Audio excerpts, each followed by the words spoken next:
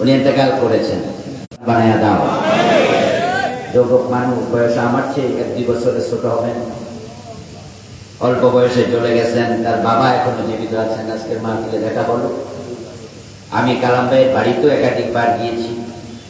হঠাৎ করে তিনি ইন্তেকাল করেছেন। আল্লাহ তোমার এই গোলামকে তার জীবনের সব গুনাহ মাফ করে জান্নাতের আলা মাকামের মেহমান হিসাবে কবুল করুন। কালাম ভাই সম্ভবত আমাকে দাওয়াত দিয়েছিলেন।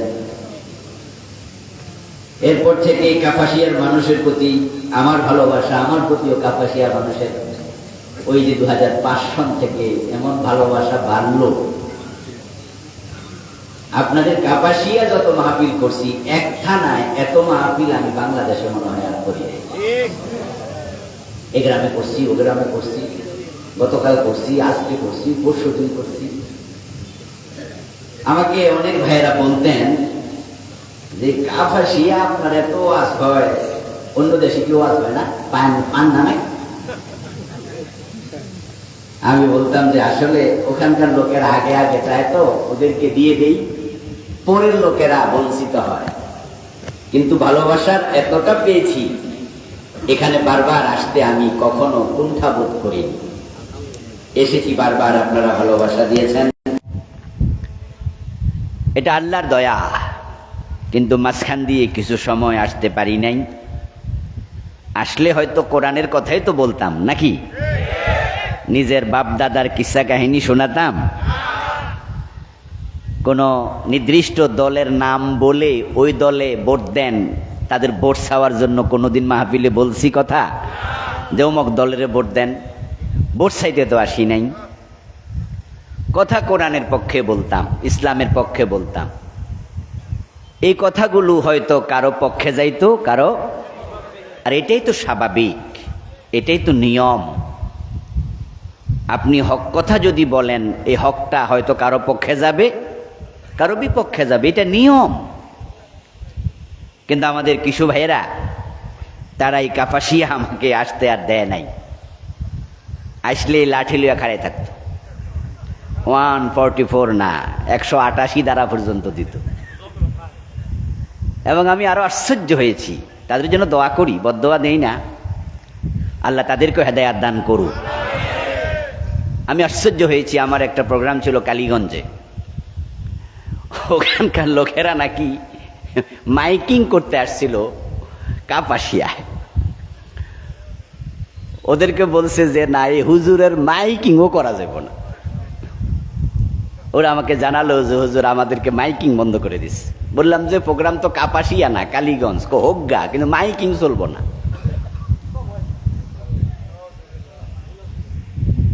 কোরআনের আলোচনা শোনা থেকে যারা বঞ্চিত করলো আপনাদেরকে, তাদের অনুশোচনা করা উচিত, তাওবা করা উচিত। কারণ যারাই কোরআনের সাথে দুশ্মনী করে, আল্লাহ তাদেরকে ছাড় দেন নাই।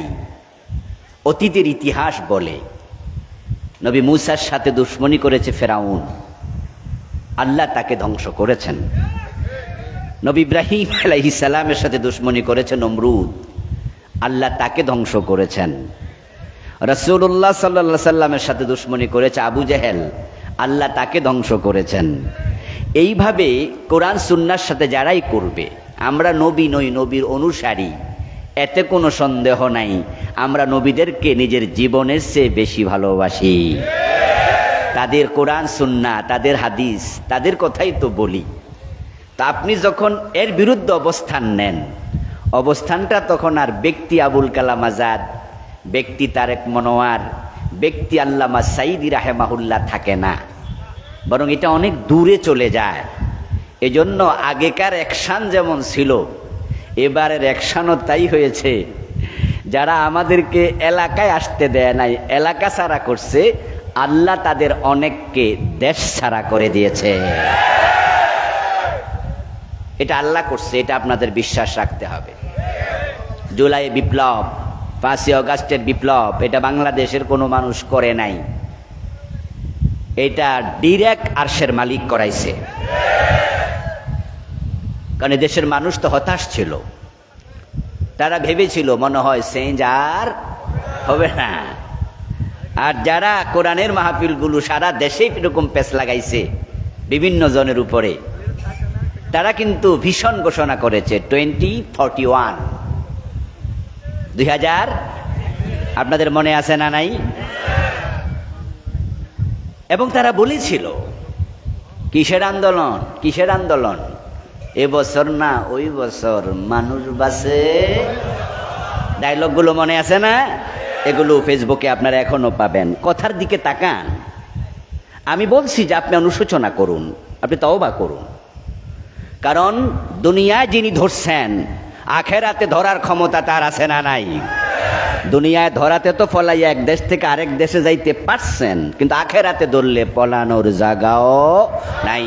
এই জন্য যারা কোরআনের মাহফিলে বাধা দিছে, আল্লাহর কাছে তওবা করা দরকার আছে না নাই? আমরা এই কথাগুলো স্মরণ করানোর জন্য বলছি, আর আপনাদেরকে বোঝাচ্ছি কখনো জালেমদের সহযোগী হবেন না। আল্লাহ তাআলা কোরআন মাজিদে বলছেন, ইন্নাহু লা ইউফলিহুজ জালিমুন, নিশ্চয় জালেমরা কখনো সফল হয় না। তারা ঘোষণা করেছিল ভিশন 2041, 2041। তাদের বড় নেতা বলছে কিসের আন্দোলন, মানুষ কয় বছর বাঁচে, মানে আন্দোলন পারবা না। অর্থাৎ আমরাও দেখেছি, আসলে বাস্তবতা কিন্তু তাই ছিল। দেশের একজন চৌকিদার থেকে সেনাবাহিনী প্রধান পর্যন্ত,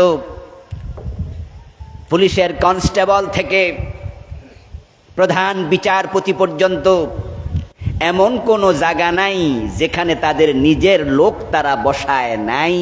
সব জায়গায় বসাইয়া ক্ষমতা করেছে এতটাই পাকাপুক্ত, তার বিরুদ্ধে কথা বলার সাহস এদেশের মানুষের হৃদয় থেকে চলে গেছে। এই অবস্থায় এত বড় পরিবর্তন আমরা তো কল্পনাও করি নাই। 9 দফার দাবি যখন 1 দফায় আসলো, 1 দফার দাবিটা কি ছিল? আজ থেকে মাত্র কয়দিন আগেই তো 1 দফার দাবি ছিল এই সরকারের পদত্যাগ, নাকি? আল্লাহ বলেন না, তারা যেহেতু আমার কোরআনওয়ালাদের সাথে দুশ্মনী করছে, পদত্যাগ না, দেশেই থাকতে দেব না। আচ্ছা, আমরা কি কেউ দাবি করছি যে দেশে চলে যান, আপনারা চলে যান? না, আমরা এটা বলিনি, এই দাবি আমরা করিনি, এখনো করি না। কারণ আপনি এ দেশের নাগরিক, এ দেশে থাকার অধিকার আপনার আছে। আপনি যেমন নাগরিক, আমিও নাগরিক। আপনি আমারও দৌড়াই দিয়েন না, আমিও আপনাকে দৌড়াইয়া দিব না। কারণ আল্লাহর পছন্দ ছিল আপনি বাংলাদেশে আসেন, তাই বাঙালি মায়ের পেটে আপনাকে আল্লাহ পাঠাইছে। আমরা চাই না তারা দেশ থেকে চলে যাক। অপরাধ যদি করে তাহলে দেশে বিচার হবে, বিচারের পরে আবার মুক্তি পাইয়া দেশে তারা নেতাও হতে পারবে, ঠিক কিনা? আমরা চাই না চলে যাক। এবার আপনারা বলুন তো, তাদেরকে কি আমরা দৌড়াই দিছি না নিজেরা গেছে গা? তাদের কলবের ভিতরে ভয় ঢুকাইছে কে? হ্যাঁ, আল্লাহর ক্ষমতা এত বেশি, তিনি যা চান তাই করেন। কল্পনা আমরা যা করিনি তাই হয়েছে। আলহামদুলিল্লাহ, আলহামদুলিল্লাহ, আলহামদুলিল্লাহ। আজকের ঘোষক মাইক হাতে নিয়ে বলেছে হুজুর তার মর্জি মতো ওয়াজ করবে, শব্দটা বলছে না? অথচ গত 17 বছর আমাদেরকে মাহফিলে আসলে কণ্ঠ চেপে ধরা হতো, হক কথা বলতে দেয়া হতো না। আমরা ওয়াজ করতাম, আর আমাদেরকে ওয়াজের আগে ওয়াশ করত। ওয়াশ মানে ধোলাই, ধৌত করা। কানে কানে বলতো ডান পাশ থেকে একজন, হুজুর সাবধানে ওয়াজ করেন। বাম পাশ থেকে একজন বলতো, হুজুর দেখেন রাজনীতির কোনো কথা যেন। আরেকজন বলতো, হুজুর সভাপতি কেডা জানেননি, এ কিন্তু অমক, এটা বলা যাবে না, ওটা বলা যাবে না। আমাদেরকে কণ্ঠ যারা চেপে ধরেছে, কথা বলতে যারা দেয়নি, আল্লাহ তাদের কণ্ঠকে বন্ধ করে দিয়েছে। আল্লাহ ধরা বড় শক্ত, বড় শক্ত, বড় শক্ত। এগুলো থেকে আপনারা শিখবেন, আমরা শিখব। জালেমদেরকে দেখে আমরা শিক্ষা নেব, নিজেরা তাদের মতো আর হব না, জালেম হব না। যে আল্লাহ তাআলা আমাদেরকে প্রায় এক যুগ পরে কোরআনের কথা নির্বিঘ্নে এই কাপাসিয়ার মাটিতে বলার সুযোগ দিলেন। গত দুদিন ধরে আবহাওয়া প্রতিকূল ছিল, যে আল্লাহ অনুকূল করে দিলেন। আমি পার্সোনালি অসুস্থ মানুষ। গত 17 তারিখে আমার হার্টের চিকিৎসা হয়েছে। চিকিৎসাটা যা হয়েছে সেটা হওয়ার পরে নরমালি 1 মাস বেড রেস্টে থাকা উচিত, ডাক্তারদের পরামর্শ। কিন্তু যেদিন হাসপাতাল থেকে ছুটি পেয়েছি 18 তারিখ, না জানি 19 তারিখে, সেদিনই বাইতুল মোকাররমের সিরাত মাহফিলে অংশগ্রহণ করতে হয়েছিল। ডাক্তার বলছে, যেহেতু কোরআনের কথা বলবেন অল্প অল্প কইয়েন, না করি কেমনে, স্বাস্থ্যের দিকে খেয়াল রাখবেন। তা আমি অসুস্থ, কিন্তু আল্লাহ এরপরও কোরআনের কথা বলার সুযোগ দিলেন। যে আল্লাহ আমাদেরকে এত চমৎকার পরিবেশ করে দিলেন, এখন আর কথা বলতে অন্তরে ভয় নাই, মাহফিলে আসতে পুলিশের অ্যারেস্ট হওয়ার কোনো সম্ভাবনা নাই। যে আল্লাহ তার কোরআনের বাংলাকে কোরআনের জন্য, শাহজালালের বাংলাকে ইসলামের জন্য আবার খুলে দিলেন, আমরা শুরুতে তাকে কৃতজ্ঞতা জানাই, শুকরিয়া জানাই, কালিমাতু শুকর পড়ি আলহামদুলিল্লাহ। দরুদ ও সালাম বিশ্বনবী মুহাম্মদুর রাসূলুল্লাহ সাল্লাল্লাহু আলাইহি ওয়াসাল্লামের প্রতি, সাহাবায়ে কেরাম ও শুহাদায়ে জামের আলা ইল্লিগিন আল্লাহ তাআলার কাছে কামনা করছি। প্রিয় ভাইয়েরা, আমি আপনাদের সম্মুখে পবিত্র কোরআন মাজিদ থেকে সূরাতুন নিসায়ের 137 নম্বর আয়াতে কারিমা তিলাওয়াত করেছি। প্রিয় নবী মুহাম্মদুর রাসূলুল্লাহ সাল্লাল্লাহু আলাইহি ওয়াসাল্লামের পবিত্র মুখ অনুসৃত একখানা ছোট্ট হাদিসে নববী পাঠ করেছি। আল্লাহ তাআলা তৌফিক দান করলে এখান থেকে কিছু কথা বলবো ইনশাআল্লাহ। আল্লাহ তাআলা বলছেন, ইন্নাল্লাযীনা আমানু, নিশ্চয়ই যারা ঈমান এনেছে, সুম্মা কাফারু, অতঃপর কাফের হয়ে গেল, সুম্মা আমানু, তারপর আবার ঈমান আনলো, সুম্মা কাফারু, তারপরে আবার ঈমান হারা হয়ে গেল, আবার কাফের হলো, সুম্মাজদাদু কুফরা, তারপরে আর ফিরে আসে নাই, ঈমান আর আনে নাই, বরং কুফরিতে সীমালঙ্ঘন করে মরে গেল। লাম ইয়াকুনিল্লাহু লিয়াগফিরা লাহুম, ঈমানদার ছিল কিন্তু এখন আর ঈমান নাই, ঈমান হারায়া মরে গেল, আল্লাহ তাদেরকে কোনোদিন ক্ষমা করবেন না।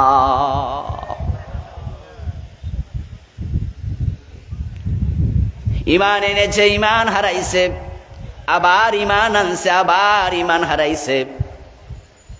এই আয়াত দিয়ে বোঝা যায় ঈমান আনার পরে এটা বলার সুযোগ নাই যে আমার ঈমান কোনোদিন নষ্ট হবে না, বরং নষ্ট হওয়ার সম্ভাবনা আছে না নাই? যে আয়াতে কারিমা তেলাওয়াত করলাম, এই আয়াত গতকাল নাজিল হয় নাই, গত মাসে নয়, গত বছরও নয়, নাজিল হলো সাহাবাদের যুগে রাসূলুল্লাহর উপরে। এতে বোঝা যায় রাসূলের যুগেও এমন মানুষ ছিল যারা ঈমান এনে ঈমান আবার হারাইছে। রাসূলুল্লাহর হাতে কালেমা পড়ে মুসলমান হলো, তারপরে আবার মুরতাদ হয়ে বেঈমান হয়ে মরে গেল, এমন লোক আছে। ইবনু খাতাল তাদের অন্যতম। প্রিয় নবীজির হাতে কালেমা পড়ল, হিজরত করে মদিনায় গেল, মুমিন এবং মুহাজির। কিন্তু কয়েকদিন পরে পলায়া মক্কায় চলে আসলো। আল্লাহর নবীর বিরুদ্ধে নিজে কবিতা লিখে লিখে মক্কার বাজারে রাসূলকে বদনাম করে বেড়াতো, নাউজুবিল্লাহ। মক্কা বিজয়ের পর রাসূলুল্লাহ সাল্লাল্লাহু আলাইহি ওয়াসাল্লাম ঘোষণা করলেন, লা তাসরিবা আলাইকুমুল ইয়াউম, আজকে কোনো প্রতিশোধ নেব না। আনতুমুত তুলাকা, তোমরা মুক্ত, তোমরা স্বাধীন, তোমরা নির্ভীক চিত্তে হাঁটো। আমি জোর করে মুমিন বানাবো না। এবং করো, যাদের ক্ষমা নাই তাদের মাঝে ইবনু খাতালের নামটাও ছিল। ইবনু খাতাল যখন শুনল, ঘর থেকে দৌড় মেরে বের হয়ে গেল। সে ভাবলো কোথায় যাই, আমার তো উপায় নাই। যেহেতু সে আগে মুমিন ছিল, সে জানে আল্লাহর ঘর হলো সবচেয়ে নিরাপদ জায়গা, যেখানে মারামারি হানাহানির কোনো অনুমতি, হারামের সীমানায় মানুষ হত্যা করা যাবে না, গাছ কাটা যাবে না, সেখানে শিকার পর্যন্ত নিষেধ, অস্ত্র নিয়ে হাঁটা পর্যন্ত নিষেধ। আল্লাহর বক্তব্য হলো, আমা দাখালাহু কানা আমিনা, যে হারামের সীমানায় প্রবেশ করলো সে নিরাপদ হয়ে গেল। এজন্যই এ শহরের নাম বালাদুল আমিন। ইবনু খাতাল বেরিয়ে গেল, কাবার গিলাফ জড়ায়া ধরে বসে থাকলো। সাহাবারা তাকে সেখানে পেল। প্রিয় নবীর কাছে হুরমত তুলে নিয়েছে, আল্লাহর কাবা পাপিষ্ঠকেও আজকে ছাড় দেবে না, তোমরা তাকে সেখানে হত্যা করো। কিয়ামত পর্যন্ত কাবার হুরমত আবার প্রতিস্থাপিত হবে, আজকের জন্য জায়েজ। সাহাবারা তাকে সেখানেই হত্যা করলেন। আল্লাহর নবীর হাতে কালেমা পড়ার পরে যদি কারো ঈমান চলে যেতে পারে, মুরতাদ হয়ে যেতে পারে, আমাদের ঈমানটা কতটা টেকসই? শয়তান আমাদের ঈমানও কেড়ে নেয়ার সম্ভাবনা আছে না নাই? সাবধান, ঈমানের ব্যাপারে সাবধান। রাসূলুল্লাহ সাল্লাল্লাহু আলাইহি ওয়াসাল্লাম বলেছেন, ইয়াতি আলান নাসি জামানুন ইয়াজতামিউনা ফিল মাসাজিদি লাইসা ফীহিম মুমিনুন, ইয়াতি আলান নাসি জামানুন ইউসবিহুর রাজুলু ফীহা মুমিন ওয়া ইউসবিহু কাফিরা। এমন জামানা আসবে যেই জামানার মানুষগুলো সকালবেলায় ঈমানওয়ালা থাকবে, সন্ধ্যাবেলায় কাফের হয়ে যাবে। তাকুনু বাইনা সাহতে ফিতান কাকতাইল লাইলিল মুজলিম। কিয়ামতের আগে অবস্থা এমন হবে, সূর্য ডুবে গেলে চারদিক থেকে অন্ধকার যেমন ধেয়ে আসে, কিয়ামতের আগে দুনিয়ার বিভিন্ন জায়গা থেকে ফিতনা বের হবে, ফিতনা দিয়ে আসবে। এক এক ফিতনা এক এক রকম, এক এক ফিতনা একটা জাতিকে বেঈমান বানায়া দেবে। প্রিয় নবীজি বলছেন, ওই ফিতনার যুগের মানুষ সকালবেলায় মুমিন, সন্ধ্যাবেলায় হবে কাফের। সন্ধ্যাবেলায় ছিল মুমিন, সকালবেলায় হবে কাফের। কিন্তু লোকগুলো জানবে না। ইয়াজতামিউনা ফিল মাসাজিদ, তারা মসজিদে গিয়ে নামাজ পড়বে জামাতের সাথে। লাইসা ফীহিম মুমিন, অথচ ইমাম মুয়াজ্জিন মুসল্লি একটারও ঈমান থাকবে না।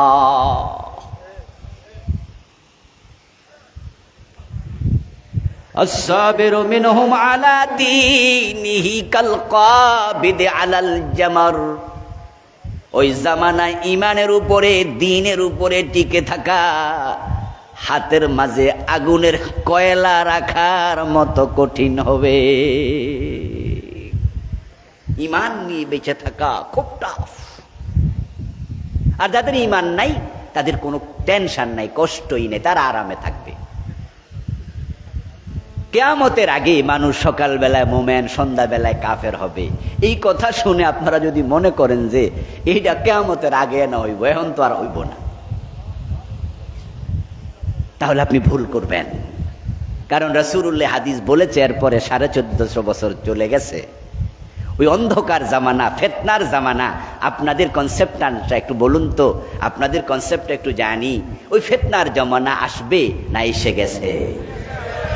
ইয়েস, আমি দেখছি এই হাদিস 100% মিলে গেছে, 100-100। এমন মসজিদ বাংলাদেশে আছে যে মসজিদের ইমাম কাফের, মুয়াজ্জিন কাফের, মুসল্লি সব কাফের। রাসূলুল্লাহ বলেছেন ইয়াজতামিউনা ফিল মাসাজিদি, তারা মসজিদে একত্রিত হবে, নামাজ পড়বে, লাইসা ফীহিম মুমিন, একজন মুমিন থাকবে না। এই জামানা এসে গেছে, রাসূলের হাদিস বাস্তবায়িত হয়েছে। এমন মসজিদ আমি বাংলাদেশেই দেখি, একটা দুইটা না, কয়েকশ ইতিমধ্যে হয়ে গেছে, যেগুলোর ইমাম কাফের, মুয়াজ্জিন কাফের, মুসল্লি সব কাফের। এমন মসজিদ যদি দেখতে চান, ঢাকার বকশীবাজারে যান, সেখানে কাদিয়ানীদের মসজিদ আছে না নাই? ইমামও কাদিয়ানী, মুয়াজ্জিনও কাদিয়ানী, মুসল্লি সব কাদিয়ানী, নামাজ পড়ছে 5 ওয়াক্ত।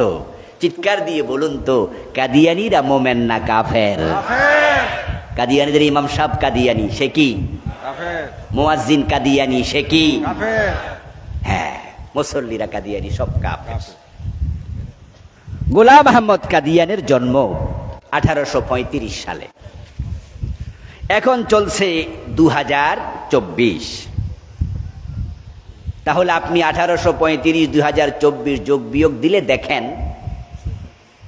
200 বছর এখনো হয় না, মানে 190 বছর, বা ধরেন 200 বছর হবে। আচ্ছা, কাদিয়ানি নামে যে একটা জাতি আজকে কাফের, গোলাম আহমদ কাদিয়ানের জন্মের আগে কাদিয়ানি নামে কি কেউ ছিল? তাহলে ফেতনাটা কি পুরাতন না নতুন? একটু বলেন না, কথা বলেন না। তাহলে ফেতনাটা 200 বছরের ফেতনা, 1400 বছরের ইসলামের তুলনায় পুরাতন ফেতনা ছিল। শিয়া পুরাতন ফেতনা, জবরিয়া, কাদরিয়া, মুতাজিলা পুরাতন ফেতনা, ফিরকায়ে বাতিলা। কিন্তু কাদিয়ানি ফেতনা এটা 200 বছর আগের ফেতনা। গোলাম আহমদ কাদিয়ানির যদি জন্ম না হতো, তাহলে আজকে যারা কাদিয়ানি মতবাদ গ্রহণ করে কাফের হলো, এই লোকগুলো কাফের হতো না। ওদেরকে একটা ফেতনা কাফের বানিয়ে দিয়েছে। এরকম ফেতনা আরো আছে না নাই? হ্যাঁ, ফেতানুন শব্দ বহু বচন, এক বচন ফেতনা। তাকুনু বাইনাস সাআতি ফেতানুন। প্রিয় নবীজি সাল্লাল্লাহু আলাইহি ওয়াসাল্লাম বলছেন, কিয়ামতের আগে নতুন নতুন ফিতনাগুলো বের হবে। কাদিয়ানি একটা ফিতনা, এটা হাজার হাজার মানুষকে কাফের বানালো। বাংলাদেশে যারা কাদিয়ানি, তাদের মাঝে হিন্দু আছে কয়জন? বৌদ্ধ, খ্রিস্টান। তাহলে যে কয়জন কাদিয়ানি সবাই ছিল মুসলমানের সন্তান, বাপ মুসলমান, মা মুসলমান। গোলাম আহমদ কাদিয়ানের জন্ম না হলে লোকগুলো কাফের হতো না। এটা একটা ফিতনা। রাসূল বলছেন ফিতানুন, আরো ফিতনা আছে। এখন বাকি ফিতনা জানা দরকার আছে না নাই? ওই ফিতনায় পড়ে তারা কাফের, ঈমান হারিয়ে ফেললো, সব শেষ, ক্ষমা নাই। যার ঈমান নাই কোনদিন আল্লাহর জান্নাত পাবে। জান্নাতে যাওয়ার জন্য 2টি শর্ত। কয়টা? মেহেরবানি করে কথা বলুন, ওয়াজ বাড়ি পর্যন্ত নেবেন। আল্লাহর কথা আমি শোনাচ্ছি। জান্নাতে যাওয়ার জন্য শর্ত হলো 2টা। বলুন তো কয়টা? এ 2 শর্ত নিয়ে মরবেন, জান্নাত নিশ্চিত। আল্লাহ কোরআন মাজিদে 1টি নয়, 2টি নয়, 3টি নয়, অনেকগুলো আয়াতে বলেছেন 2টি শর্ত। ইন্নাল্লাযীনা আমানু ওয়া আমিলুস সালিহাতি কানাত লাহুম জান্নাতুল ফিরদাউসি নুজুলা। ইন্নাল্লাযীনা আমানু ওয়া আমিলুস সালিহাতি লাহুম জান্নাতুন তাজরি মিন তাহতিহাল আনহার। এইভাবে অনেক জায়গায় বিভিন্ন স্টাইলে বলেছেন। ইমান নেকামল। জান্নাতে যাওয়ার জন্য 2টি শর্তের মাঝে 1 নাম্বারটার নাম কি? 1 নাম্বারটার নাম কি? ইমান। এটা যদি না থাকে, দ্বিতীয়টার কোনো দাম নাই। খুব ভালো করে শুনবেন। 2জন পুরুষ যদি বিবাহের সাক্ষী হিসাবে উপস্থিত থাকে, তাহলে ছেলে এবং মেয়ে যদি ইজাব কবুল বলে, দুইজন পুরুষ সাক্ষী উপস্থিত আছে, শুনেছে, শরীয়ত বলে বিবাহ হয়ে যাবে। বালেগামে ইজাব কবুল করেছে, তাদের পক্ষ থেকে অথবা তারা পুরুষ সাক্ষী দুইজন শুনেছে। আচ্ছা, দুইজন পুরুষ না থেকে যদি একজনে শোনে তাহলে বিবাহ অর্ধেক হবে, ঠিক না? আলেম ওলামার কথা বলতে হবে, হবে না বাতিল? হবে না। বিবাহের জন্য ইসলাম সাক্ষী নির্ধারণ করেছে, পুরুষ কয়জন? দুজন। পুরুষ একজন হইয়া মহিলা দুইজন হলে হইতো, এটা আরেক মাসালা, আমি সেদিকে যাব না। দুজন পুরুষ সাক্ষী লাগবে, একজন যদি থাকে তাহলে বিবাহ অর্ধেক হবে, কথা বলার কোনো সুযোগ নাই। বলতে হবে বিবাহ। জান্নাতে যাওয়ার জন্য দুটি শর্ত, ঈমান এবং নেক আমল। ঈমান থাকলেই তো নেক আমল, দ্বিতীয়টায় যাবেন। ঈমান যদি না থাকে, এক নাম্বারটাই নাই, দ্বিতীয়টা যাওয়ার কোনো সুযোগই তো নাই। তাই জান্নাতে যাবেন, ওই দুইটার একটা বাদ দিয়ে কল্পনা করার সুযোগ। আমার প্রিয় ভাই, এই ঈমানের ধন্যতা বাংলাদেশের সবচেয়ে বেশি। হাজার হাজার ফিতনায় দেশে ঈমান শেষ করে দিয়েছে। একটা ফিতনা আমাদেরকে জঘন্যভাবে আক্রমণ করেছে, ওই ফিতনার নাম হলো সেকুলারিজম, ধর্ম নিরপেক্ষতাবাদ।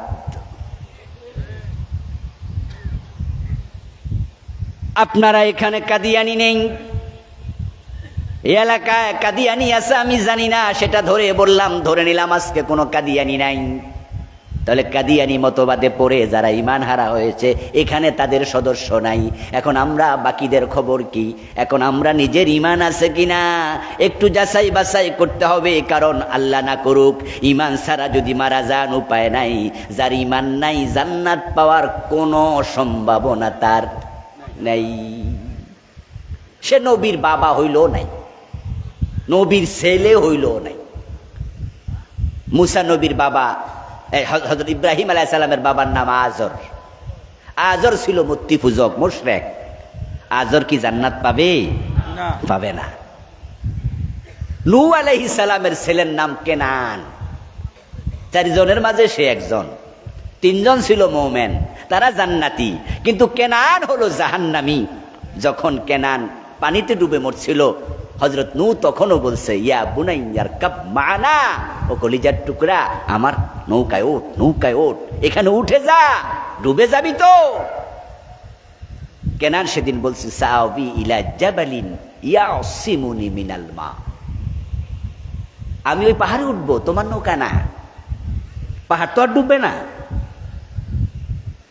সেদিন নূহ নবী বলছেন, লা আসিমাল ইয়াউম, আজকে তোকে পাহাড়ও বাঁচাইতে পারবে না, কেউ পারবে না, আল্লাহ সব ডুবাই দিবে, নৌকায় ওঠ। কেনান জানতো ওই নৌকা উঠতে একটা টিকিট লাগে, ওই টিকিট সে কাটবে না। ওই টিকিটের নাম ছিল লা ইলাহা ইল্লাল্লাহ। উঠতে গেলে তো নূহ নবী বলবো, কালেমাটা পইটা ওঠ। আমরা যখন বিমানে উঠি টিকিট লাগে না? ভিআইপি গাড়ি উঠলো টিকিট লাগে, বলে আগে টিকিটটা দেখেন একটু। হেল্পার বলবে টিকিট প্লিজ। বিমানবন্দরে গেলেই দেখবেন টিকিট চাইবে, পাসপোর্ট ভিসা চাইবে, এগুলো নিয়ম। নূহ নবী বলবে টিকিট কাট, এটা কেনান জানে। এই জন্য সে বলতেছে তোমার নৌকায় উঠবো না। শেষ পর্যন্ত ডুবে মরে গেল। ডুবার সময় নূহ আলাইহিস সালাম বলছে, হে আমার রব, ইন্নাহু মিন আহলি, আমার ছেলে আমার পরিবারের সদস্য। আল্লাহ ডুবে যাইতেছে পানিতে, বাবা তো সন্তানের প্রতি ভালোবাসা তো আছে। বাবা জানে, মা জানে সন্তান তার হৃদয়ের কতটুকু জায়গা দখল করে থাকে। সন্তানকে মা বাবা এমনও আছে তার নিজের জীবনের চেয়েও বেশি ভালোবাসে। আমার প্রিয় ভাই, নূহ নবীর সাথে কেনান ওঠেনি। আল্লাহ বলে, লাইসা মিন আহলিক, তার সাথে তোমার পরিবারের কোনো সম্পর্ক নাই, সে তোমার কেউ না, তার কথা আর আমার কাছে কিচ্ছু বলবা না। লা তাখফু মা লাইসা লাকা বিহি ইলম, ও নূহ নবী যা জানো না তা তুমি আর কোনোদিন আমার সাথে কথা বলবা না। নূহ নবী আল্লাহর কাছে সাথে সাথে ক্ষমা চাইছে, ঠিক আছে আর কথা বলবো না তার ব্যাপারে। নবীর ছেলে কেনান জান্নাত পাবে না, ঈমান নাই। ইব্রাহিম আলাইহিস সালাম নবী, বড় নবী, বাবা আজর জান্নাত পাবে না, ঈমান নাই। রাসূলুল্লাহর চাচা আবু তালেব রাসূলকে বড় আশ্রয় দিয়ে রাখছেন 42 বছর, কিন্তু ঈমান ছাড়া মরে গেল। প্রিয় নবীজি কানতে কানতে বললেন, আহওয়ানু আহলিন নারি আযাবান আবু তালেব ওয়া হুয়া মুনতাইলুম বিনালাইনি ইয়াগলি মিনহুমা দিমাগুহু। আমার ভালোবাসার কারণে আবু তালেবের শাস্তি আল্লাহ কমাবে, কিন্তু জাহান্নাম থেকে মুক্তি দেবে না, ঈমান নাই। তার পায়ের নিচে জাহান্নামের আগুন থেকে 2টা চটি জুতা আগুন দিয়া বানাইয়া আল্লাহ তলায় দিয়া রাখবে, পায়ের তলায়। ও 2টা জুতার উত্তাপে আবু তালেবের মাথার মগজ চিরকাল টকবক করে উতরাতেই থাকবে।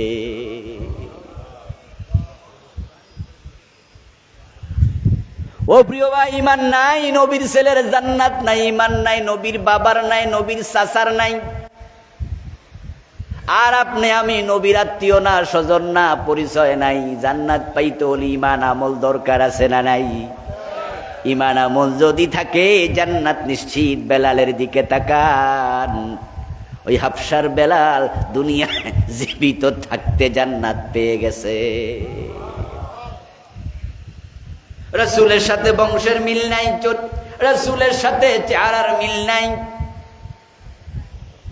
রাসূল সাল্লাল্লাহু আলাইহি সাল্লামের সাথে কোন রকমের আত্মীয়তার লিঙ্ক নাই, সম্পর্ক নাই। অথচ বেলালকে রাসূল মেরাজ থেকে এসে বললেন, বেলাল আমি মেরাজের রাতে জান্নাতে ঢুকেছি, আমার আগে আগে তোমার পায়ের শব্দ জান্নাতে শুনেছি। ও প্রিয় ভাইরা, ঈমান যেন চলে না যায়। বাংলাদেশে যে ফিতনাগুলো চলছে, জঘন্য একটা ফিতনার নাম ধর্মনিরপেক্ষতাবাদ, সেকুলারিজম। 53টা বছর যারা বাংলাদেশ চালাচ্ছে, তারা ইসলামের ভিত্তিতে চালাচ্ছে না। যে সংবিধানটা বানায়া দেশ পরিচালনা করছে, ওই সংবিধানটাই হলো ধর্মনিরপেক্ষ সংবিধান। এখানে আল্লাহর কোরআনের অসংখ্য আইনের উল্টা আইন বানাইছে। আমার আল্লাহ বলছেন চোর ধরে হাত কাটো, তারা চোর ধরে জেলে দেয়। আমার আল্লাহ বলছে আমার রাসূল বলছে মদ পান করলে 80 বেত লাগাও, তারা মদ পান করলে তারা জেলে দেয়, পুলিশে দেয়। আর অনুমতি নিয়ে পান করলে 5 স্টার হোটেলে তারা সেলুট দেয়, ধরতে যায় না। আমার আল্লাহ বলছে জেনা করলে পাথর মারো, অবিবাহিত হলে 100 বেত লাগাও। তারা আইন বানাইছে, বাংলাদেশি আইন হলো ছেলে এবং মেয়ে যদি 2 জন রাজি হইয়া জেনা করে, অভিযোগ না করলে কোনো বিচার নাই। আমার আল্লাহর কোরআন রাসূলের হাদিসের বিরুদ্ধে আইন বানাইয়া 53 বছর দেশ চালাচ্ছে এই ধর্মনিরপেক্ষ মতবাদ দিয়া। যত দল বাংলাদেশে ইতিমধ্যে জেনে হোক, ইসলামের পক্ষে যদি আপনি ভোট না দেন, আমি দল বলছি না অমুক দলকে দেন বলি না, ইসলামের পক্ষে আপনি বলবেন যে আমি ইসলামের সাথে আছি, ইসলাম আছে যেখানে আমি আছি সেখানে তাদেরকে ভোট দেব, ইসলামের পক্ষে টাকা খরচ করব, ইসলামের পক্ষে মিছিল করব, ইসলামের জন্য লড়াই করব, ইসলাম দেশে কায়েম করার জন্য জেলে যাব, রক্ত দেব, প্রয়োজনে ফাঁসির মঞ্চে চলে যাব। ধর্মনিরপেক্ষতার সাথে নাই, ইসলামের সাথে নাই, এই চিন্তা যারা লালন করবে শুধু তারাই মুমিন, তারাই মুমিন, তারাই মুমিন। যারা বলবেন যে না, এর বিপরীতে তারা ঈমানওয়ালা না।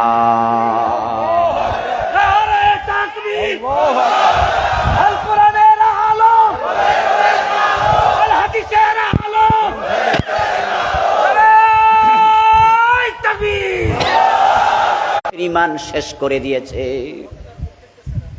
আমার প্রিয় ভাই, কান খুলে শুনুন, কান খুলে শুনুন।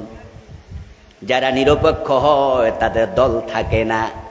খেলা চলছে আর্জেন্টিনা, তার বিপরীতে আছে ধরে নেন বাংলাদেশ অথবা ইন্ডিয়া। এখন ফুটবল খেলায় চা দোকানে বসে যারা খেলা দেখে, দেখবেন কিছুক্ষণ পরে পরে টেবিলের মাঝে থাপ্পড় মাইরা কই গোল গোল গোল। আর্জেন্টিনার সাপোর্টার যারা, তাদের পক্ষে গোল হলে চিৎকার দেয়, ইন্ডিয়া অথবা বাংলাদেশ তার বিপরীতে খেলছে, তাদের সাপোর্টার যারা গোল হলে চিৎকার দেয়। কিছু লোক ইন্ডিয়াও নাই, বাংলাদেশের পক্ষও নাই, তারা হলো নিরপেক্ষ। এমন লোকও চা দোকানে 2-4 জন আছে না নাই? এই যে ফুটবল খেলা যায়, তারপরে কি ক্রিকেট খেলা যায়, আমি কোনো পক্ষে মক্ষে নাই।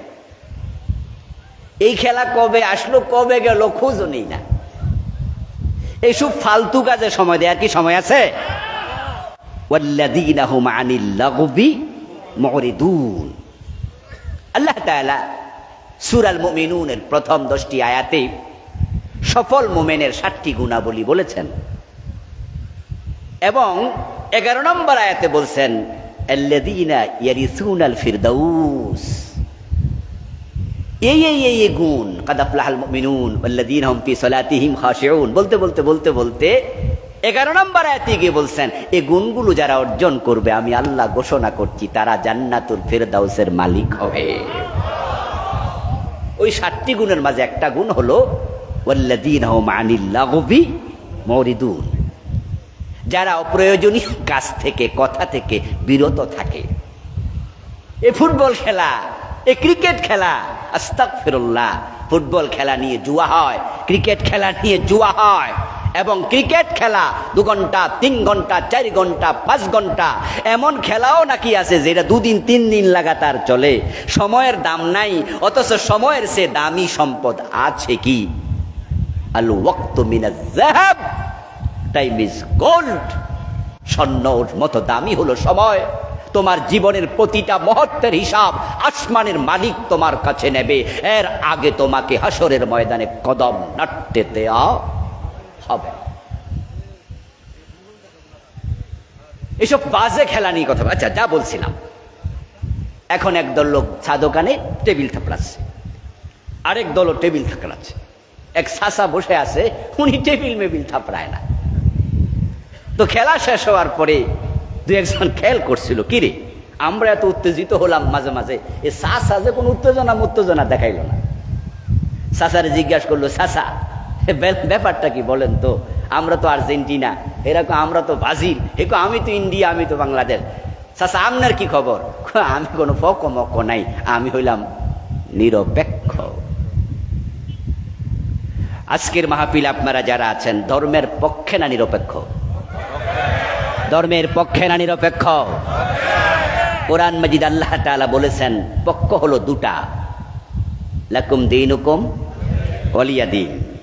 আমার ধর্ম আছে আমার, তোমার ধর্ম তোমার, মাঝখানে আর কোনো কিছু রাখেন নাই। সুতরাং ধর্ম নিরপেক্ষতা, যদি বলেন আমি ইসলামের পক্ষে না, আপনি নিরপেক্ষ, আপনি কুফরিতে চলে গেছেন, নিজে খবরও রাখেন নাই।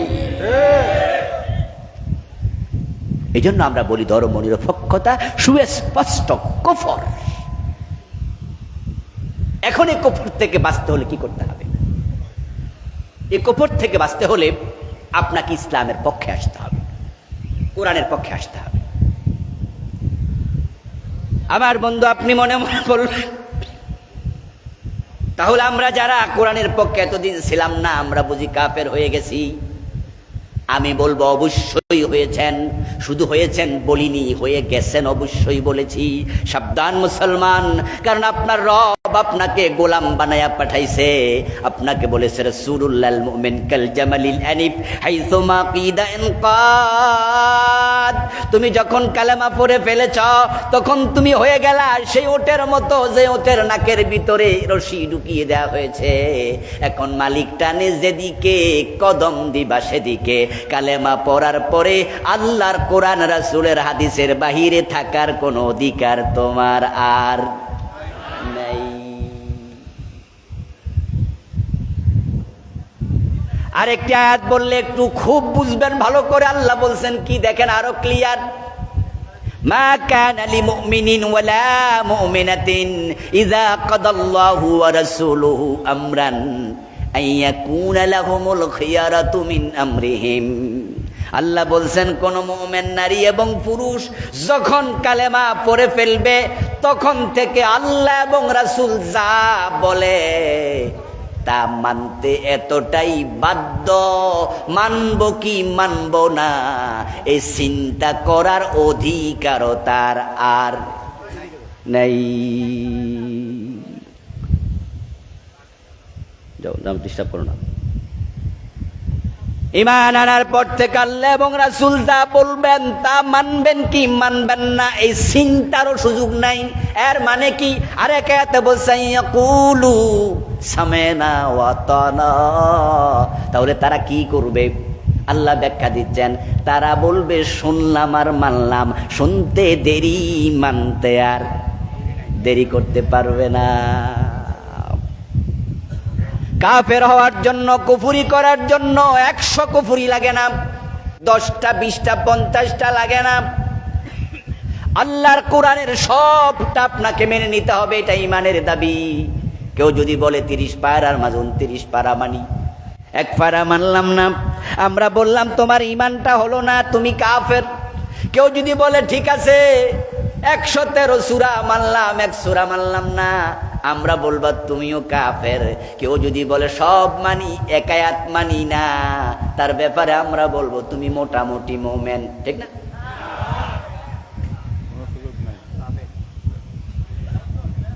ও প্রিয় ভাই, রাসূল বলছে ফিতনা আসবে, মানুষ কাফের হবে।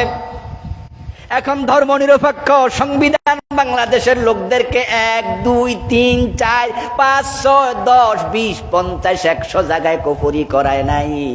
এ 53 বছরে কুফরি করাইছে শত শত জায়গায়, শত শত। আমাদের সংবিধানে আইন হচ্ছে দেশের মালিক জনগণ, সাবরেন্টি জনগণের, দেশের মালিক জনগণ। অথচ আল্লাহর কোরআনে 1টা 2টা নয়, অসংখ্য আয়াত আল্লাহ বলছেন আকাশ এবং জমিনের মালিক কে? আল্লাহ। লিল্লাহি মা ফিস সামাওয়াতি ওয়া মা ফিল আরদ ওয়া লাহু মান ফিস সামাওয়াতি ওয়া মান ফিল আরদ লিল্লাহি মিরাসুস সামাওয়াতি ওয়াল আরদ। 1টা 2টা না। কুলিল্লাহুম্মা মালিকাল মুলক তুতিল মুলকা মান তাশা বিয়াদিহিল মুলক বিয়াদিহিল মুলক লব্বাইক আল্লাহুম্মা লব্বাইক লব্বাইক লা শারীকা লাক লব্বাইক ইন্নাল হামদা ওয়ান নি'মাতা লাকা ওয়াল মুলক। রাজত্ব তোমার। আল্লাহ কোরআনে বলতেছে আকাশ জমিন আমার, এই জমিনের মালিক আমি। আর আমার সংবিধানে লেখা হয়েছে দেশের মালিক। এজন্য সেই স্লোগান আমাদের নেতারা মাইক হাতে নিয়ে বলে জনগণ সকল ক্ষমতার উৎস। আপনাকে কাফের বানিয়ে ছেড়ে দিল। কাফের। আমার আল্লাহ তাআলা বলেন আস-সারিকু ওয়াস-সারিকাতু ফাকতাউ আইদিয়াহুমা। পুরুষ হোক আর নারী হোক যদি চুরি করে তার হাতটা কেটে ফেলো। রাসূলুল্লাহ সাল্লাল্লাহু আলাইহি ওয়াসাল্লাম বললেন আমার মেয়ে ফাতেমা যদি চুরি করে আমি ফাতেমার হাতটাও কেটে দেব। অথচ আমাদের সংবিধানের আলোকে 53 বছর বাংলাদেশ চলছে। আওয়াজ করে বলতে হবে চোর ধরে হাত কাটা হয়েছে নাকি? না, কারণ সেটার আইনই আইন বানাইছে চোর ধরে জেলে দাও। অথচ আল্লাহ বলল চোর ধরে হাত কেটে দাও। আমার রাসূল বললেন আমার মেয়ে ফাতেমা চুরি করলে তাকেও ছাড়া যাবে না। আল্লাহর আইনের বাইরে আমি নবী মুহাম্মদ যাব, সে অধিকার আমার নাই। কুল ইনাত্তাবিউ ইল্লা মা ইউহা ইলাইয়া। ও নবী আপনি বলে দিন আমার কাছে যে ওহী নাজিল হয় এটা মানতে আমি নবী মুহাম্মদ বাধ্য। ইন্নী আখাফু ইন আসাইতু রাব্বি আযাব ইয়াউমিন আযীম। যদি আমি আল্লাহর বাহিরে চলে যাই, আমি নবী মুহাম্মদ আল্লাহর কথার উল্টা চলি, কিয়ামতের কঠিন দিবসের ভয় আমিও করি। আমার আল্লাহ আমাকেও ছাড় দেবেন না। প্রিয় নবী বলছেন যে আমার মেয়ে ফাতেমারে আমি ছাড় দেব না, হাত কেটে ফেলবে, এটা আল্লাহর অর্ডার। আপনারা 53টা বছরে আল্লাহর এই অর্ডারটা একদিনও মানলেন না। মানলেন না তো মানলেন না, উল্টা আইন বানাইয়া সংবিধান বানাইয়া ছাপাইয়া দিছেন। সেখানে আইন বানাইছেন ফৌজদারি বিধানে চোর ধরে হাত কাটো না, জেলে দাও। আল্লাহর কথার বাহিরে গেলে কি কুফরি হয় না?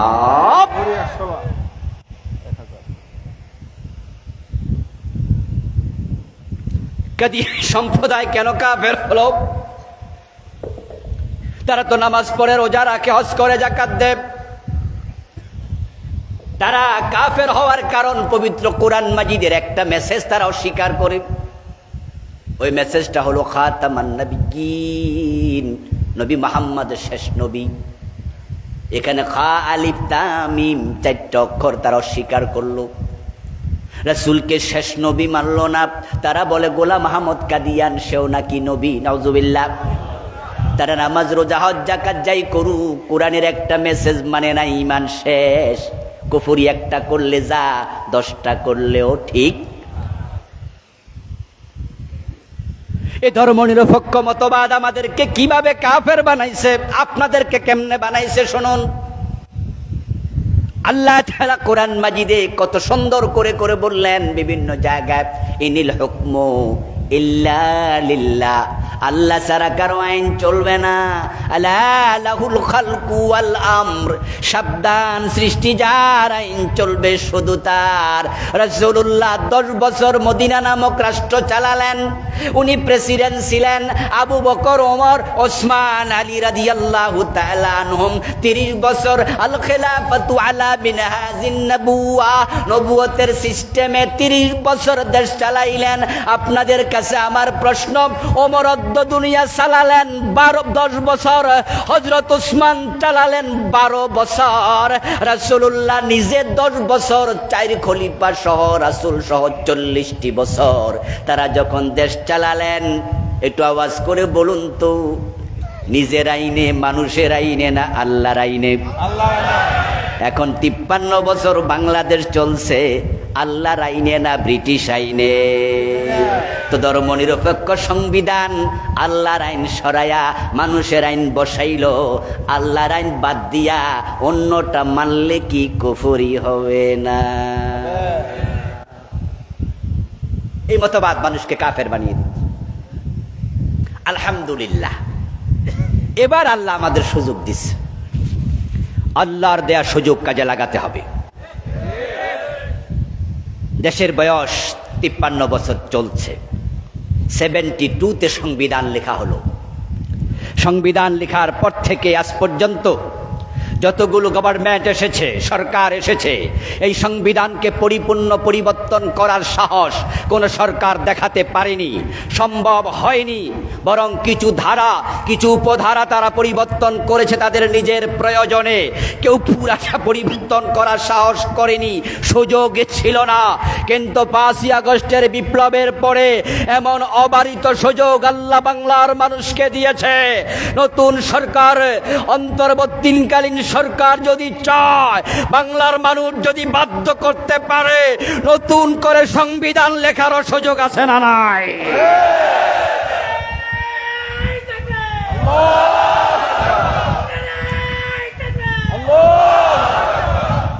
আমার প্রিয় ভাইয়েরা, যদি বাংলাদেশের মানুষ চায়, আমরা সরকারকে বাধ্য করতে পারি যে গণভোটের আয়োজন করো। আমরা পচা মানুষের লিখা ধর্মনিরপেক্ষ সংবিধান দিয়ে 92% মুসলমানের বাংলাদেশ চালাতে চাই না। আমরা একমত হয়ে গেলে সরাসরি আল্লাহর কোরআনকে সংসদে ঢুকিয়ে দেওয়া যাবে।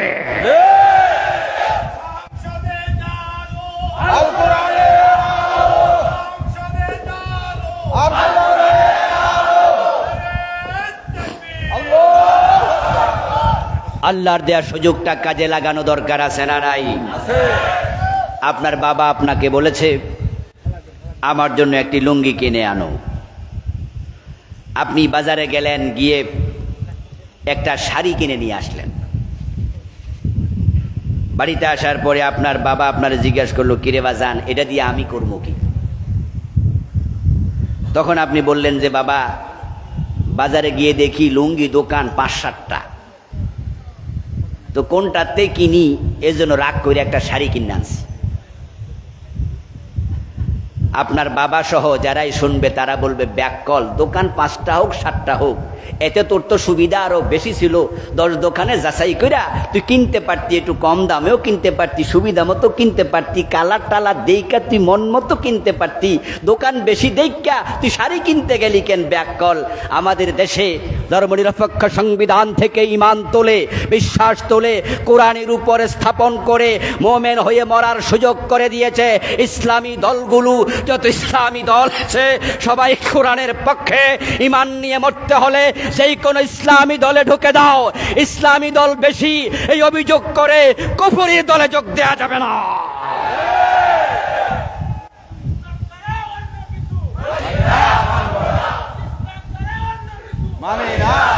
আপনারা অনেকে বলেন যে হুজুর ইসলামের পক্ষে তো আসি, তো তাইলে ধর্মনিরপেক্ষ দলের মিছিল করেন, মিটিং করেন, ভোট দেন।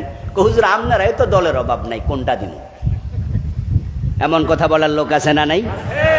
বলে হুজুর ইসলামের পক্ষেই ছিলাম, আসি তো টাকা দেন ওদিকে, ভোট দেন ওদিকে, যারা আল্লাহর কোরআনের আলোকে দেশ চালাবে বলে না। তাদের দলীয় ঘোষণার মাঝে এটা নাই যে আমরা পাশ করলে কোরআনকে সংবিধান বানাবো, কোরআনকে সংসদে নেব, আল্লাহর আইনে দেশ চালাবো, এই চিন্তা তাদের মাঝে নাই। তা আপনি তাদের দলে টাকা দেন, তাদের দলে ভোট দেন, তাদের মিছিলে যান, আপনি বলছেন ইসলামের পক্ষে। হুজুর ছিলাম, আসি, কিন্তু আপনারা যে 13 দল, তো জামু কোনটায়? তো লুঙ্গি দোকান বেশি, তাই শাড়ি কিনবেন না। বাজারের মাঝে মসজিদ বেশি দেখে মন্দিরে ঢুকবেন?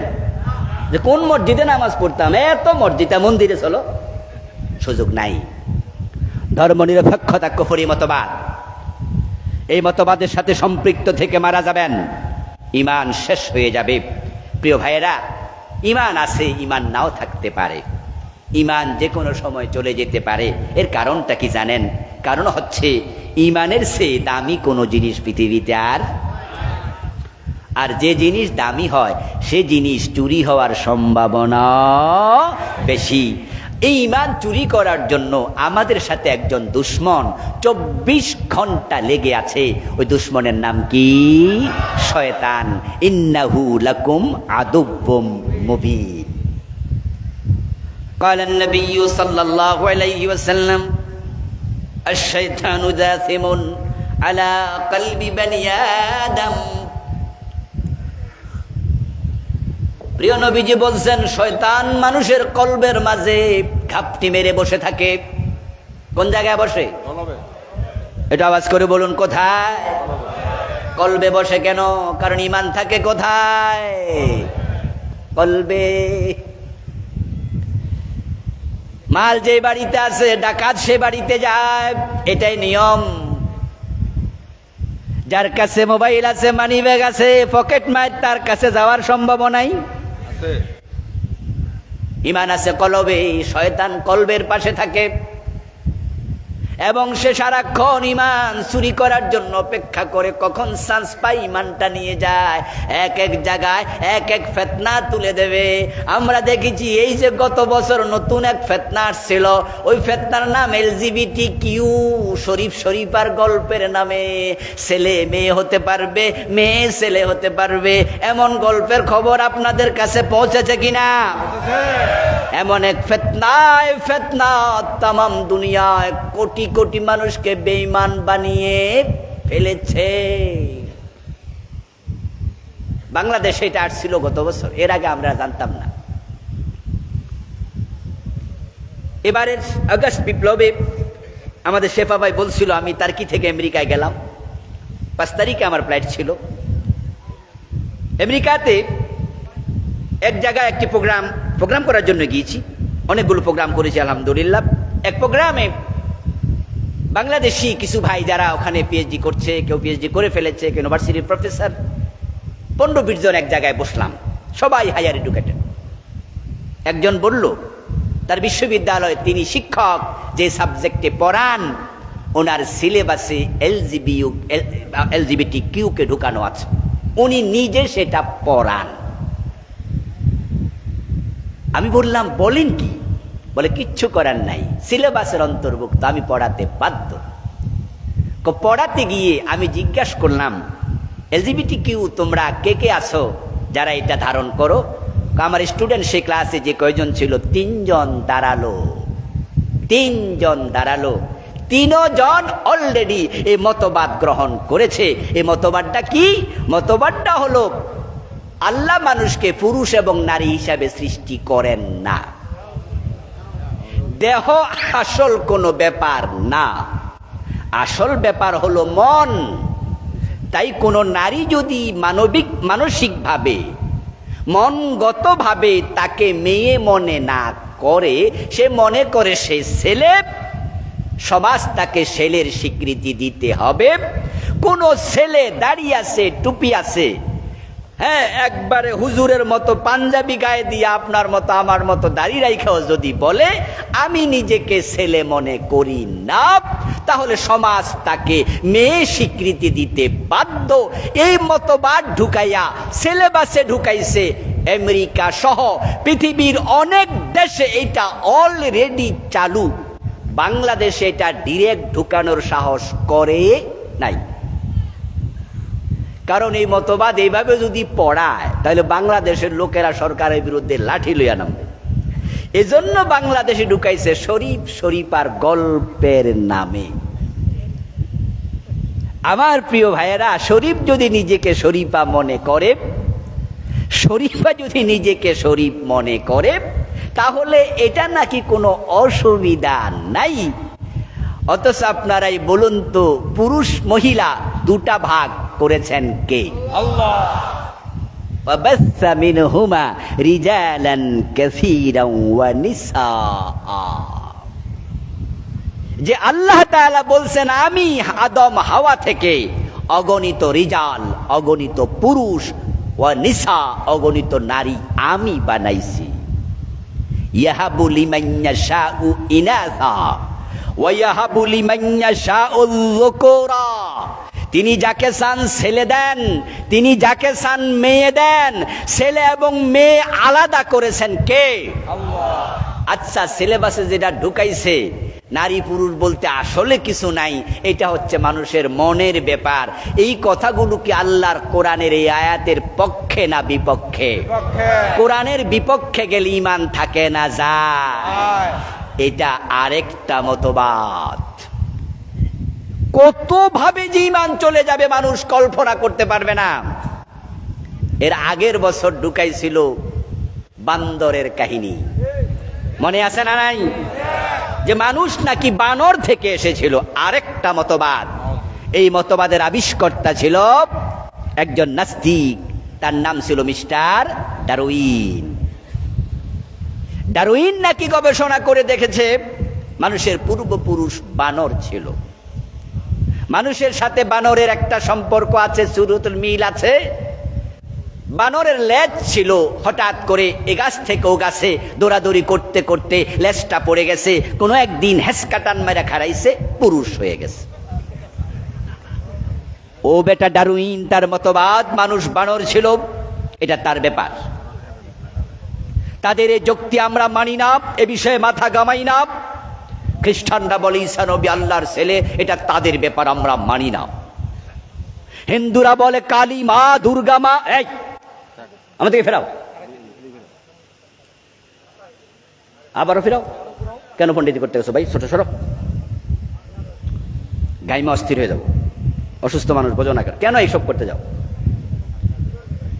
মাহফিলের শেষ দিকে আইসি, ডিস্টার্ব শুরু করছে ওরা বলতেছে আর কি ওয়াজ শেষ করে না।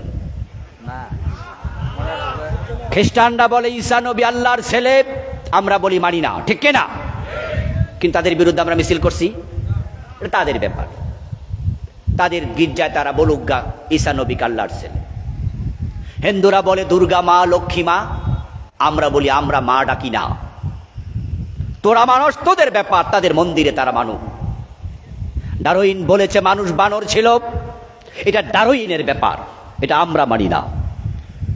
কিন্তু যখন মুসলমানের পাঠ্যপুস্তকে সিলেবাস বানিয়ে দিয়েছে, এখন আর চুপ করে থাকা যায় না। আমাদের বাচ্চারা যদি বিশ্বাস করে মানুষ বানর ছিল, আল্লাহ বলেছে আদম থেকে এসেছে, আদমকে অস্বীকার করে বানরের জায়গায় তাকে বসানো হলে ঈমান চলে যাবে। কুফরির ব্যাপারে চুপ করে থাকা যায় না।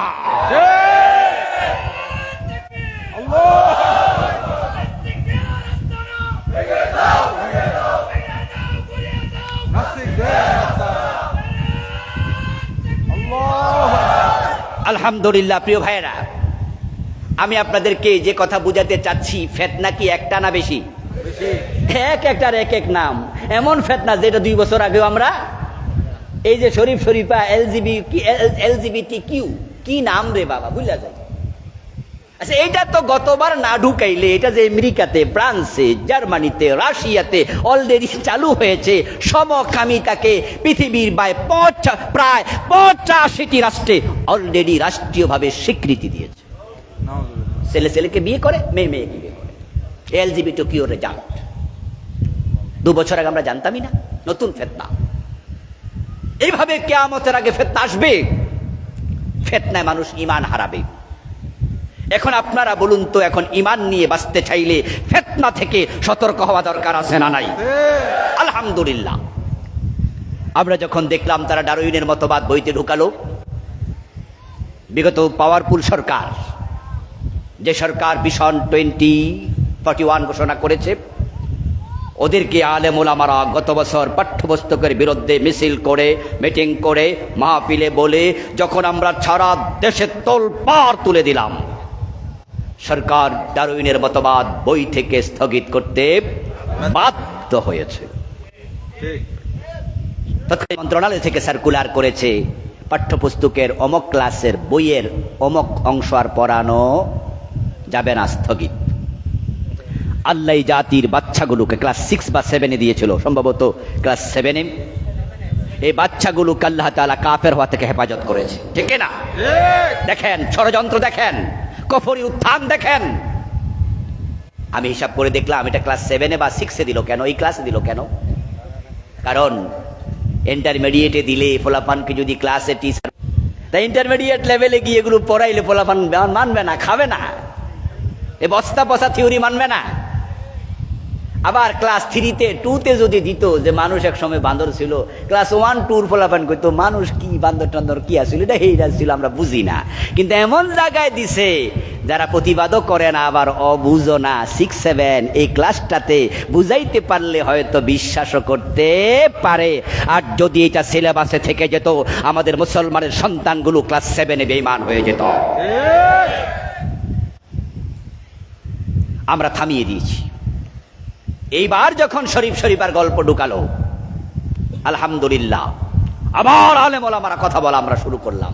আরেক ফিতনা। সরকার বাধ্য হয়েছিল, আমাদের ইসলামী আরবি বিশ্ববিদ্যালয়ের ভিসি সাবেক ডক্টর রশিদ স্যার এবং কয়েকজনের একটি কমিটি করে দিল, এবং দিয়ে বলল যে হ্যাঁ, এটার ব্যাপার দেখুন। এটা নিয়ে সরকারের সুস্পষ্ট সার্কুলার আমরা এখনো পাইনি, তবে বিষয়ে কথাবার্তা নাকি এমন হয়েছে যে আগামী বছর যখন পাঠ্যপুস্তক ছাপানো হবে, এটাকে রাখা হবে না, এমন একটি নীতিগত সিদ্ধান্ত আমাদের কাছে এসেছে, গোপনীয়, এবং সেটা আপনার আনঅফিসিয়াল। তাই আমরা আলেম ওলামার অপেক্ষা করছিলাম, কিন্তু আল্লাহ আমাদেরকে এবার অগ্রিম সুযোগ করে দিয়েছে। এমন পাঠ্যপুস্তক কমিটি তৈরি হতে পারে যারা সরাসরি প্রাইমারি, হাই স্কুল, কলেজ সহ আমরা যদি দাবি জানাই, বাংলার প্রতিটি শিক্ষা প্রতিষ্ঠানে সরাসরি কোরআন হাদিসকে সিলেবাসে ঢুকিয়ে দিতে হবে। সে সুযোগ আছে না নাই? আল্লাহর দেওয়া সুযোগ লাভ ভুলে যাই। কেউ কাম করছে, কেউ করছে না, কেউ হাত উপরে বাঁধছি, কেউ নিচে, কেউ আমিন জোরে বলছি, কেউ আস্তে বলছি। আমরা কেউ ওয়ালা দাল্লিন, কেউ ওয়ালা জাল্লিন, যেভাবে ইখতিলাফ করছি, ইখতিলাফের শেষ জায়গা বলা হয় আপনি আমিন কেন জোরে বলেন, বলে হাদিসে আছে। আপনি কেন আসতে বলেন, হাদিসে আছে। তাহলে আমাদের ফিরে যাওয়ার জায়গা কোরআন এবং হাদিসের বাহিরে তো না। ইখতিলাফ যদিও করি, কিন্তু ফিরে যাই কোথায়? কিয়াম কেন করছেন, বলে হাদিসে আছে। রাসূল অমুক সাহাবীকে দেখে বলেছে কুমু ইলা সাইয়্যিদিকুম, কিয়ামের হাদিসে আছে। সবাই ফিরে যায় কোরআন হাদিসের কাছে। সুতরাং আল্লাহর দেয়া সুযোগ সামনের নির্বাচনে কাজে লাগাতে হবে। ফিরে আসা পুরা জাতি আল্লাহর কোরআনের কাছে, রাসূলের হাদিসের কাছে। আমরা আলেমরা যদি ইখতিলাফ ভুলে ঐক্যবদ্ধ হয়ে যেতে পারি, আলেমরা ঐক্যবদ্ধ হলে জালেমরা লেজ গুটিয়ে পালিয়ে যাবে। আলেমদের ঐক্যবদ্ধ হওয়া দরকার আছে না নাই? কোরআনকে সংবিধান বানানোর জন্য আপনারাও রাজি আছেন না নাই? কারা কারা রাজি দুই হাত তুলে দেখান দেখে। আল্লাহ তাআলা আমাদের সকলকে ঈমান নিয়ে মরার তৌফিক দান করুন, আমল করতে করতে জীবন চালানোর তৌফিক দান করুন। ঈমান ভেঙে যায় এমন কারণ আছে মোট 10টি। এ নিয়ে আমি আলাদা একটি বই লিখেছি। আমার লেখা আলহামদুলিল্লাহ বই সংখ্যা এখন 7টা। আমার বইগুলো আমার গাড়িতে ড্রাইভারের কাছে আছে। এখানে একটি বই আছে ঈমান, কুফর ও নিফাক। ঈমান ভাঙার 10টি কারণ আমি কোরআন সুন্নাহ থেকে বইতে তুলে ধরেছি। অনেক রাইটারের বই আছে ঈমান নিয়ে, আপনারা পড়বেন, জানবেন। ঈমান যেন চুরি করতে শয়তান না পারে সতর্ক থাকবেন। আল্লাহ তৌফিক দান করুন, বলি আমিন। হাদা মা ইনদি ওয়াল ইলমু ইনদাল্লাহ আলাইহি তাওয়াক্কালতু ওয়া ইলাইহি উনি। প্রিয় ভাইরা, আমরা একটু দোয়া করে যেতে চাই। বসবেন একটু প্লিজ, বসবেন একটু, বসে যান, বসে যান। আমরা একসাথে দোয়া করে যাব ইনশাআল্লাহ। বলুন। মাহফিল কমিটি আপনাদের কাছে একটু অনুরোধ করেছেন ওনাদের মাহফিলের জন্য একটু সহযোগিতা করতে। ওনারা আসতেছে আপনাদের কাছে ব্যাগ নিয়ে, গামছা নিয়ে। আপনারা মেহেরবানি করে ওনাদেরকে দিতে থাকুন। টাকাটা পকেট থেকে বের করে হাতে নিয়ে আমরা দোয়ায় হাত তুলতে চাই। দোয়াও চলবে, টাকাও দেয়া চলবে। ভিতরে ঢুকে যান, আমরা দোয়ায় হাত তুলছি এবং টাকা দেওয়ার জন্য টাকাটা হাতে নিচ্ছি। আল্লাহুম্মা আমিন। আল্লাহুম্মা আনতাস সালাম ওয়া মিনকাস সালাম তাবারাকতা ইয়া যাল জালালি ওয়াল ইকরাম। রব্বানা লাকাল হামদু কামা ইয়ানবাগি লিজালালি ওয়াজহিক ওয়া আযীমি সুলতানিক। ইয়া রাব্বি লাকাল হামদু কামা আসনাইতা আলা নাফসিক। والصلاة والسلام على نبينا محمد وآله وأصحابه أجمعين آمين آمين أي رب العالمين মেহেরবানি করে আজকের মাহফিল কবুল করে নাও। আমরা যারা এসেছি আমাদের জীবনের গুনাহগুলো মাফ করে দাও। আমাদের সালাম তোমার বন্ধুর কবর মোবারক মদিনা মুনাওয়ারায় পৌঁছায়া দাও। ইয়া আল্লাহ, আমরা যারা আজকের মাহফিলে আসলাম, এই মাহফিলের আয়োজন যারা করলেন, টাকা দিলেন, পয়সা দিলেন, বুদ্ধি দিলেন, পরামর্শ দিলেন, আয়োজনকারী, সহযোগিতাকারী সকলকে মাহফিল নাজাতের ওসিলা বানায়া দাও। দানকারীদের দানে বারাকা দিয়ে দাও। এ দানের ওসিলায় হালাল জীবিকা বাড়ায়া দাও। ইয়া আল্লাহ, আমার কয়েকজন ভাই, যুবক ভাই মিলে এই মাহফিলের জন্য সবচেয়ে বেশি পরিশ্রম করেছে। একজন ভাই প্রবাসে থাকে, সৌদি আরবে ব্যবসা করেন, আমাদের মেহমানদারি করলেন, মাহফিলের জন্য অনেক কষ্ট করলেন। দয়া করে সকলকে তুমি জীবন জীবিকায় বরকত দিয়ে দাও, তাদের নেক হায়াত নসিব করে দাও, তাদেরকে কোরআনের জন্য তুমি কবুল করে নাও। ইয়া আল্লাহ, আমাদের যার মনে যে নেক আশা আছে পূর্ণ করে দাও, যার যে বিপদ আছে তুমি দূর করে দাও। ইয়া আল্লাহ, আমরা যারা অসুস্থ আছি দয়া করে সুস্থ করে দাও। মনিব বাংলার জমিনকে কোরআনের জন্য কবুল করে নাও। ইয়া আল্লাহ, এই জমিনে কোরআনের বিজয় তুমি দিয়ে দাও। কোরআনের বিজয় হয়ে গেছে।